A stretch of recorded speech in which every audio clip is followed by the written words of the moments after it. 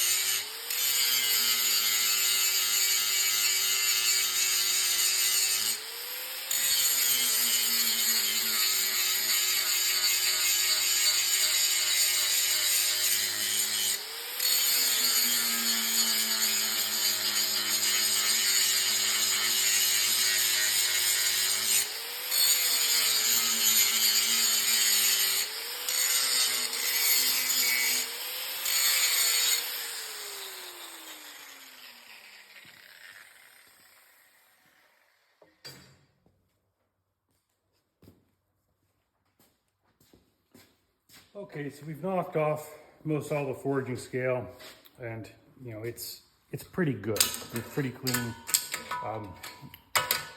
easy, straightforward. You might see there's still a couple little tiny flecks and marks in there. Those will disappear in our pattern at this point. Some people you'll see go to the belt grinder and make this perfectly flat and smooth, or the surface grinder, and there's a time and there's a place for that. But when we're just doing a simple billet, this is close enough. These won't, of course, mate up perfectly when we stack them and put them in the forge, but when we do that first press, when it hits critical, we're gonna go ahead and introduce all that steel to each other, and they'll smush down, and then they're gonna weld up just fine. So we're gonna go ahead and lay this thing out, and we'll go from there. Okay, so from 25 layers, our next weld is gonna take us up to 100. I got 14 inches of usable steel here, so each piece is gonna be 3.5 inches long.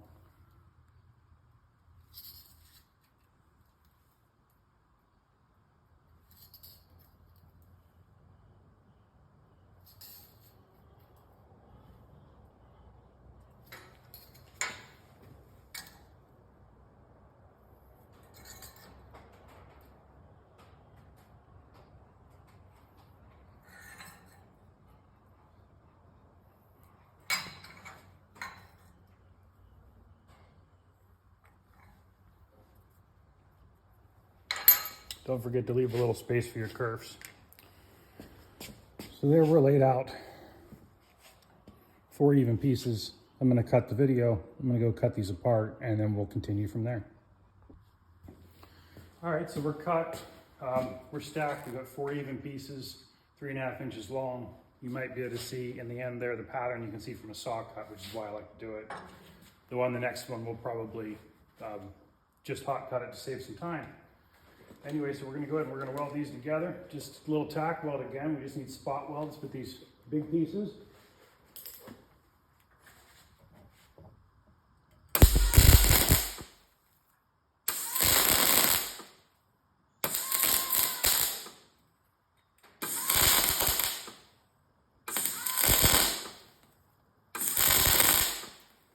Then the other side.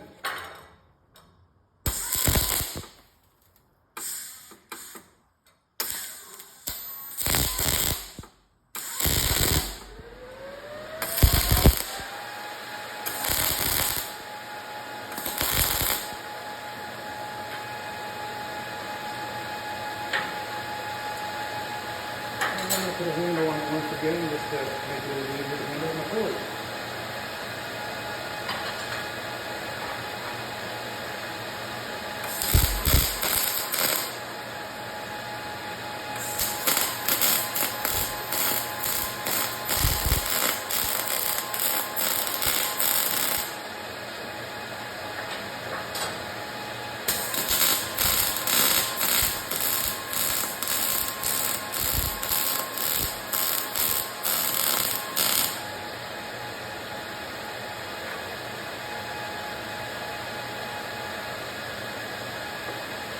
Okay, here's our billet stacked to 100. Just a little light tap, so you can see just enough to hold it in place until we get it in the fire and we can get it to stick via the solid state welding. And it's ready to go into the fire. So we'll let the welder cool down here and get it turned off, and I'm going to clean a couple things up and we'll get to forging. Okay, we're just about at critical, so we're going to pull it over. It's the same exact process it was in the last video. Even though we're only setting 3 welds instead of 24, they're just as critical. So we want to give it just as much attention as last time.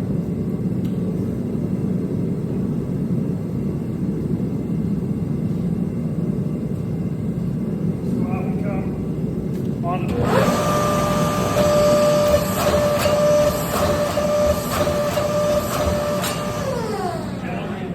General introduction, really easy, nice, soft forgings. I'm going to flux again because I like flux.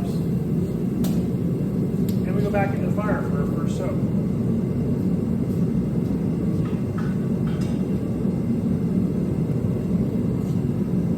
On the clock.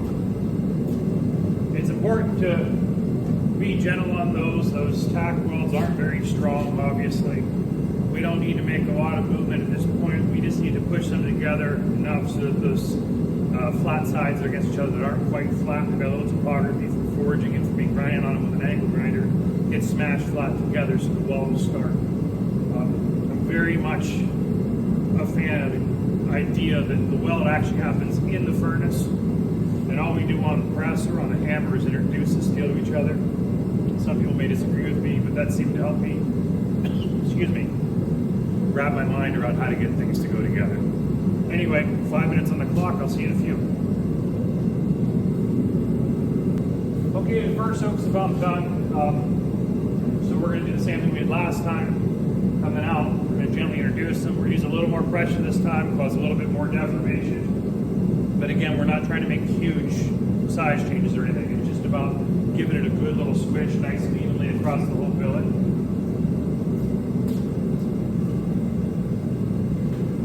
Out she comes. Onto the flat dies again. A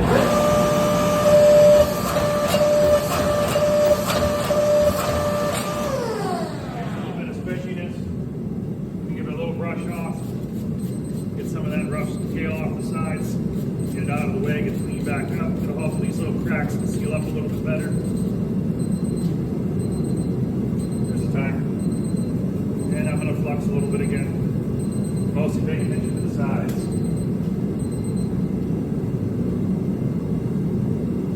Reset the timer, 5 minutes, and back to the fire she goes.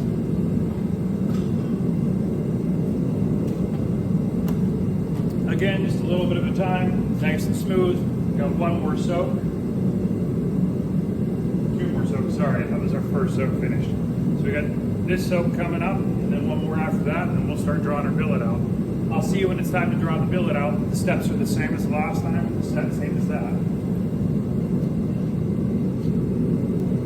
All right, the soak's about done. I was gonna skip putting this one on, but I'm gonna go ahead and address something that I kind of wanted to get to. Maybe this will go on the Instagram too. So if your original billet wasn't perfectly 2 inches the whole way, if you had a little bit of variation, and now your pieces aren't sitting completely flush on the sides, how do we address that? And I'm going to address it right away. I'm going to very gently tuck it in on the side, and then we're going to turn. Anytime we make a side motion at all, we have to finish on the flats, push that weld back together. It has to be gentle because this billet's mostly welded, but the weld's not really built up strong yet and thick. So we'll go ahead and do it so you can see it. Mine's pretty close, but we can still make the top mark on it. So we're coming out. In this case, I'm going to give it a brush ahead of time. Getting out of those little grooves that's there that I can't get out anyway. There we go. Going on the flat dies. Sideways. Real top. Then we have to go back to the flat.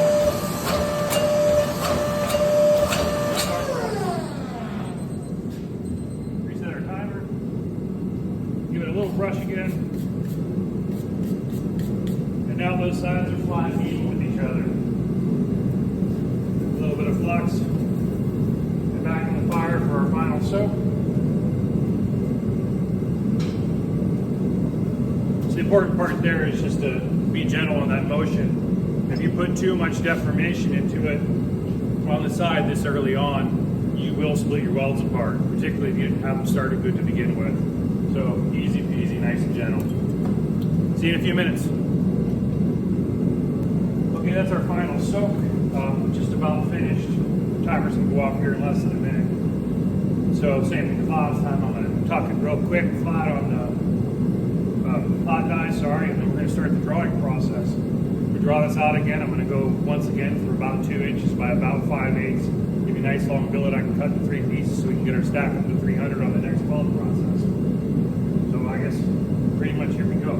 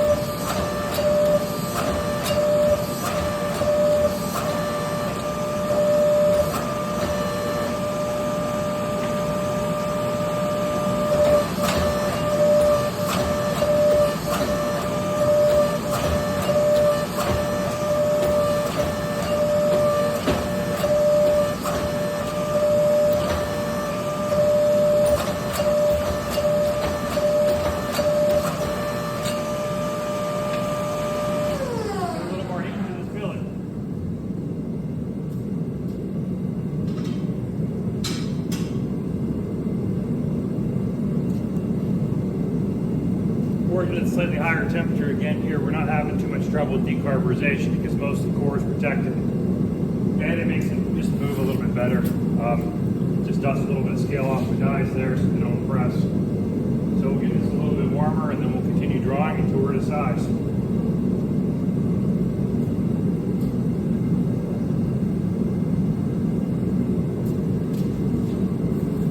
Put our 5/8 stop block in.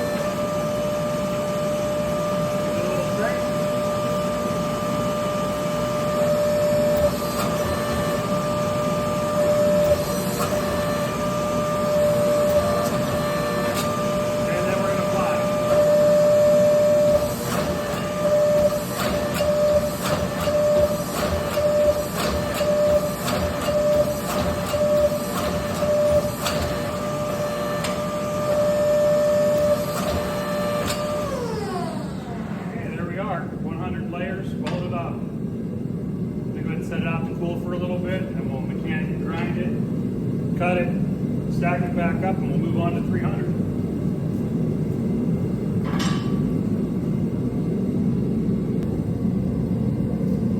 Okay, so it's been cut. I just cut it with a cut-off wheel to make it a little bit faster. Restacked, welded, it's back in the fire. We're going to go through exactly the same procedure we did last time. We're going to do an introduction, 5 minutes soak, press, 5 minutes soak, press, 5 minutes soak, and then we're going to draw it out. From there, we'll cut off a piece and we'll start forging a knife. I'll come back to you whenever we're all drawn out. Okay, so here we are off the press after our last and final weld session. Again, it was all the same process as the ones before. Now we're at 300 layers. We've got quite a bit of steel here, as you can see. I mean, it's a big billet. So what we're gonna do next is we're gonna cut off a small piece, just take a big chunk off the end, and we're gonna forge a knife. We're gonna ladder it. So nice, simple, straightforward. Here we go. Okay, it's warming up in the furnace right now. We're gonna come out, I'm gonna forge it partially, throw it back in the furnace, and I'm gonna change out some dies with some ladder dies. When we ladder, we can either cut out steel from the billet and then press or forge it flat, or we can press in a pattern and then grind it off. I'm gonna do the latter. I'm gonna press the pattern in, and then I'm gonna grind it off. So we'll have this one forging session. It'll be a short pause while I change out dies and stuff, and we'll ladder it so you can see how that goes. We'll get it ground off, and we'll go from there.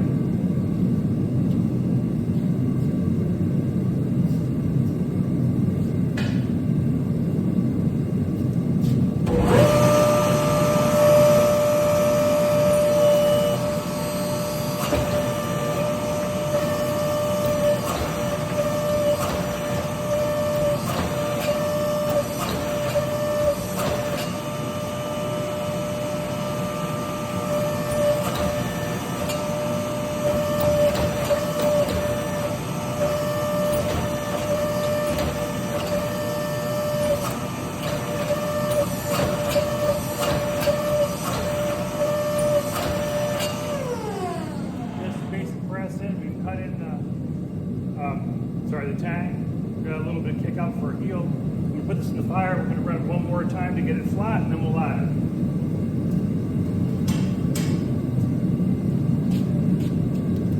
Okay, we got my ladder dies in. These are ones I made for myself. They're a little different than other people's, but I like them. We're going to go ahead and give this a press ladder.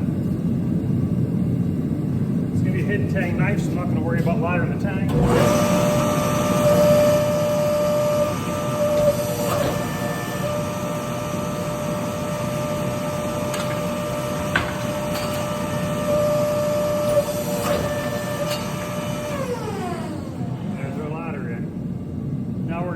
Grind this off, and we'll go from there.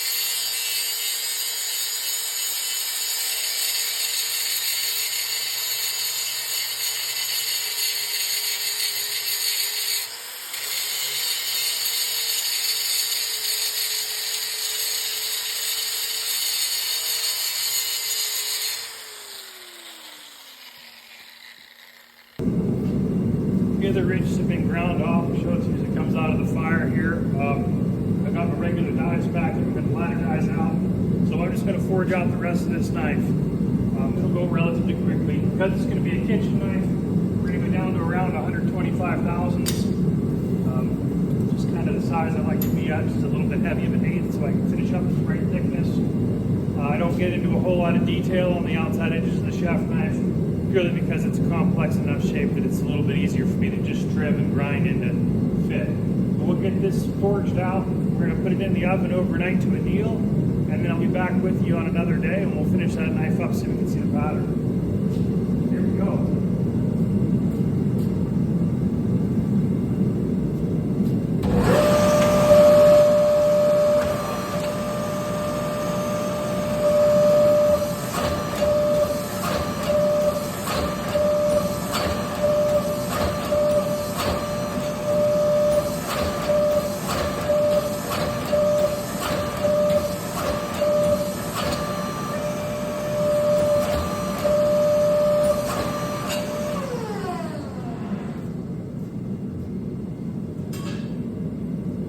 Lose heat real fast now because the press is just a heat sink and the piece is getting pretty thin. So we'll get back with you when we're back on the next day after we're trimmed up.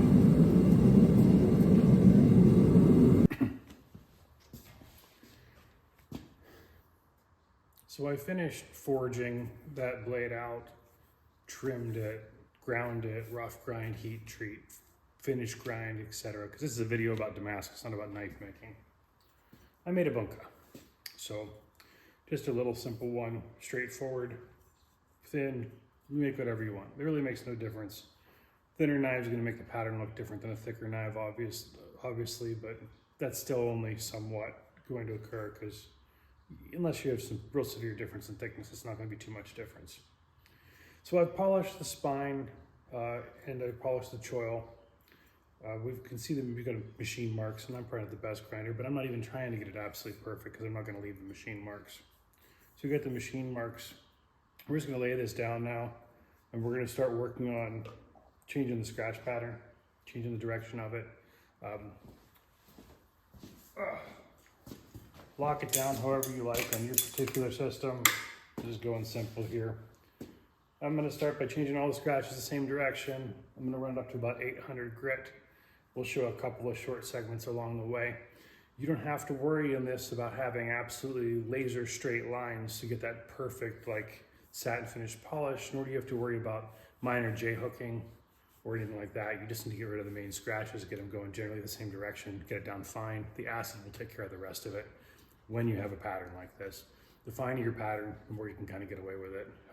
But still, I'm going to go to a nice clean 800 finish. I'm just not going to get too crazy about making sure there's absolutely no J-hooking, no starts or stops, or no stutters or anything like that, because they're going to wash out. So here we go, off to the scrubbing. See you in a few.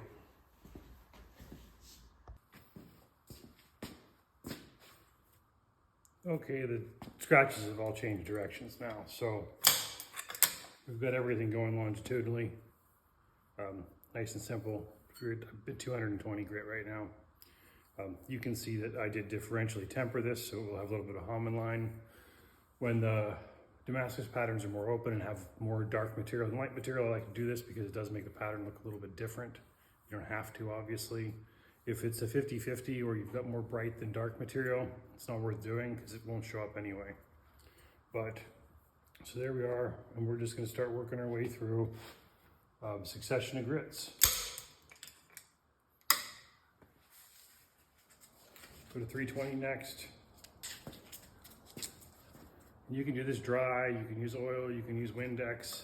Of those, Windex is good. I do usually like to just work dry, though I will occasionally use Windex. We're just gonna start polishing off this blade and continuing. Again, we're not super worried about that perfect laser finish. We just want a nice finish.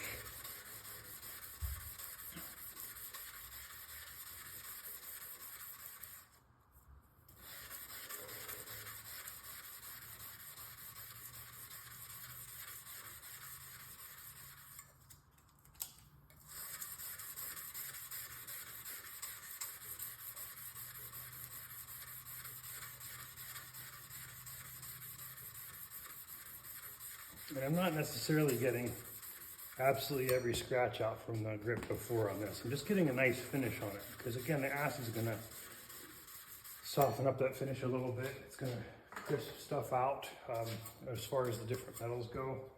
And we're not completely done finished with this, even whenever we etch it. We've still got some finishing to do afterwards, at least in the method we're using for this particular video.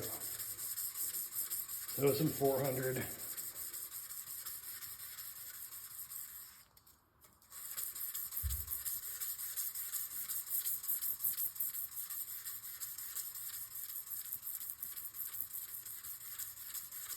And it's starting to get shiny now.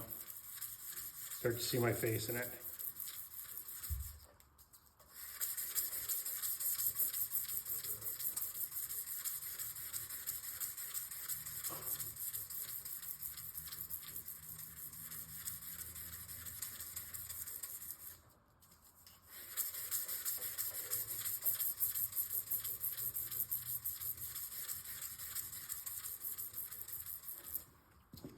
I'm gonna skip bit 6 and go straight to 8, just because I can.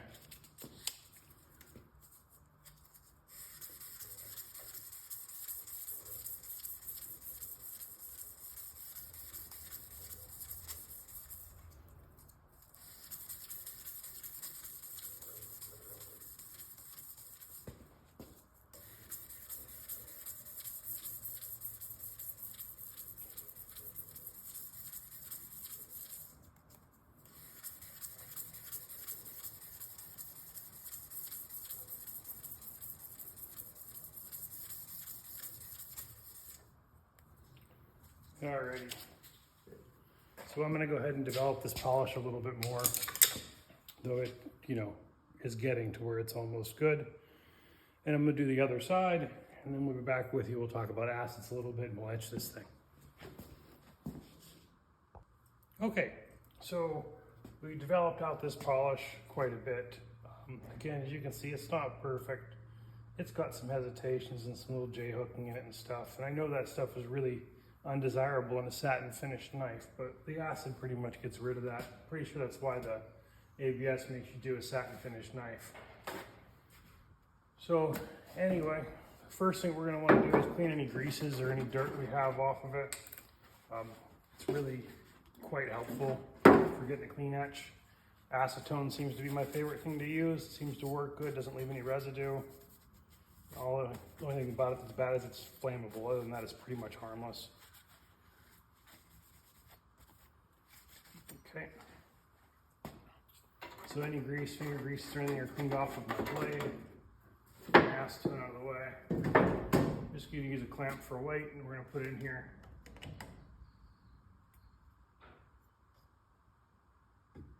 Okay. So I have a number of different acid blends that I use, but this particular one's kind of my go-to general usage. It is ferric chloride diluted to 30% acidity level, halfway, mixed, so it's mixed half and half with 4% canning white distilled vinegar. It makes for a pretty slow etch. It makes for a pretty nice etch. It does die after a while, and you have to get rid of it. Pour it in cat litter, get it all soaked up, throw it in the landfill, but it lasts for quite a while. I'm gonna actually do an etch for about 45 minutes here, which is a pretty deep etch. It's gonna remove a lot of material, but I like to be able to feel my patterns. So we'll get this etch in, we'll let it sit here. You can see the pattern coming out already. So while we do have the 300 layer pattern here, because of the heavy dark layers, it's probably going to present more like a 200, 205 layer pattern. But it should be pretty hopping once we get it all done. So we're going to let this etch for 45 minutes. And then we'll get back to you as soon as it's done etching. I'm going to neutralize it in baking soda and water. We want to neutralize it all the way so that we don't have any issues at all with it continuing to etch or oxidizing. So as soon as it comes out in 45 minutes, I'm going to pull it, neutralize it in baking soda and water. I'm going to wash it, and then we'll come out and we'll get the video going again. I'll show you the next part of this polishing process to do this one. All right, guys, thanks. See you in a bit. Okay, so there we are, 45 minutes of etch. and it's been neutralized with baking soda and water. You can really see where the definition is in the differential heat treat at this point. It really is a good example of how much steel reacts differently to an etch when it's hardened versus whenever it's not hardened, different states. But it's, it's pretty freaking ugly right now. So we're gonna take a little bit of 1500 grit, and we're just gonna start polishing off the high spots. You'll watch it come out real quick.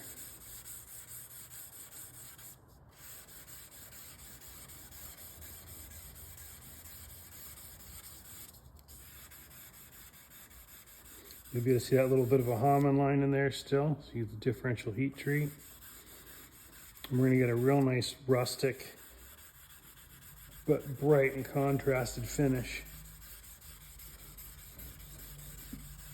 with really pretty minimal effort compared to some of the other methods that I've used in the past.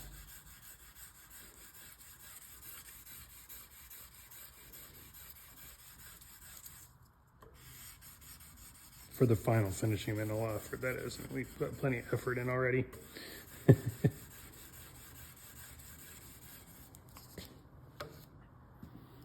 there, just brightens right up. Video probably won't be quite high enough quality to really see it real well, but you'll be able to see it at some level anyway. On the other side,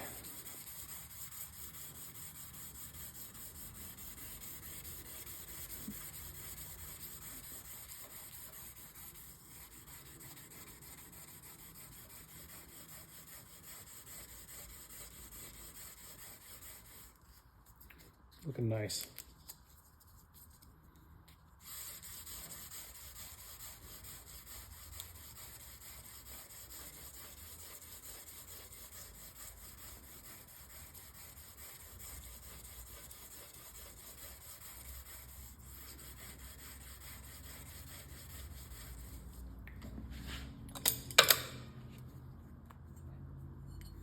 Don't want to forget our spine.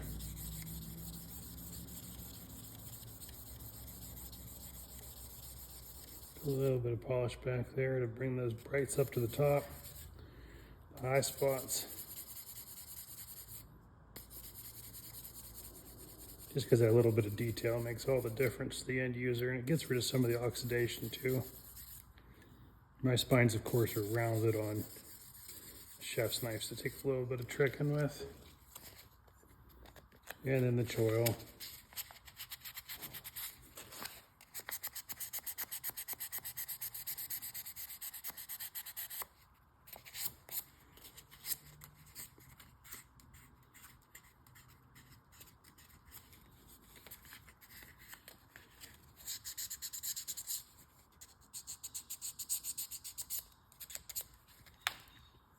So anyway, I might play with it a little bit more, but there's a real and definitive pattern in there now. It's bright, it's a good finish, it's got texture, you can feel it. We'll worry about this small edge when we sharpen, that'll clean right up, the micro bevel. But yeah, just so there you are, like straight through, easy, simple, not a whole lot of messing around. I'm gonna put a handle on this thing, and then we'll get back together and we'll talk a little bit for the last of this video about the whole process. I'll just kind of go over it again, mention a few things, and I think we'll have a wrap. Thanks, guys. All right, so here we are, pretty much at the end. The blade is finished. As you can see, it's a nice finish. A little rustic, it's got good texture. Like I said, it's a very sellable finish. Put a little Turkish walnut on here for fun. So we got a little bunk out of that block. There's still, from that big billet, quite a large chunk of steel left. So, I mean, this is a wasteful process, but there is a lot out of it, an initial amount of steel. So again, just paying attention to having your steel clean and mated well, making sure that, you're forging evenly, you're forging gently, particularly at the starts when you're doing the welds, and you're getting your good soak times in, your temperature's correct. Whether you flux or you choose not to flux, I mean, really, it's up to you and how your process goes. But this is just a quick little run through of how I kind of do Damascus. It's not the only way I do Damascus, but it's the way I do it. It's the most simple, basically. If you have any questions, feel free to ask them in the comments. I hope something in here is helpful for you, even if it's just, I tried it that way and I didn't like it. Anyway, thanks guys, I appreciate you watching. Again, if you liked the video, please give me a little like, maybe a follow, and we'll talk soon. Take care, thanks.